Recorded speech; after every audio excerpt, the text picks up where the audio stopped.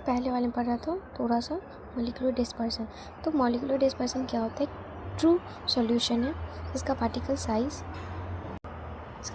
Size 1 nanometre होता है। ये homogeneous in nature.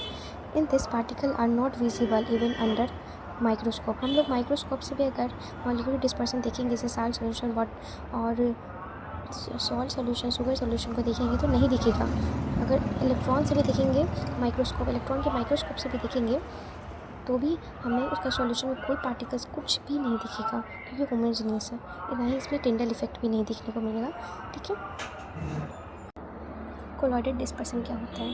Colloidal dispersion are micro heterogeneous disperse system, milk heterogeneous disperse system. अगर इसको microscope से देखेंगे ना मिल्क को, तो सस्पेंडेड पार्टिकल्स दिखेगा, और लेकिन हम लोग ऐसे नेक्ड आई से देखेंगे तो कुछ नहीं दिखता उसमें।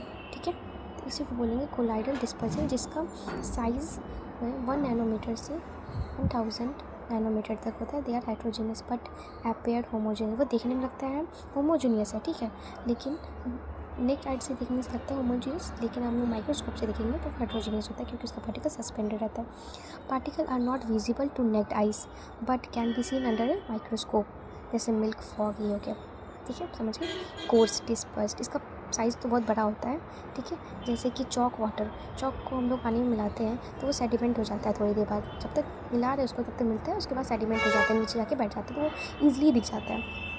तो वही coarse dispersion are heterogeneous dispersed system. In coarse dispersion particle size are greater than 1000 nanometre. इसका साइज़ बहुत बड़ा होता है। इसका जो पार्टिकल साइज़ है वो हमारे नेक्ड आई से देखने को मिल जाता है, ज़रूरी नहीं है माइक्रोस्कोप से देखने का ज़रूरत नहीं, ऐसे ही दिख जाता है, जैसे कि फार्मास्यूटिकल में इमल्शन और सस्पेंस है। हम लोग डिफरेंस बिटवीन पढ़ेंगे मॉलिक्यूलर कोलाइडल फोर्स।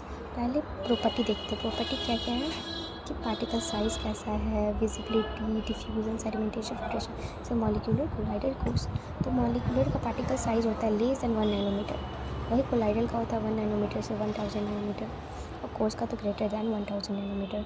विजिबिलिटी, ये विजिबल, ये अंडर इनविजिबल, ये इनविजिबल है अंडर इलेक्ट्रॉन माइक्रोस्कोप। ये इलेक्ट्रॉन माइक्रोस्कोप से भी नहीं दिखता, लेकिन ये विजिबल है अंडर माइक्रोस्कोप, ये इजीली विजिबल हो जाता है।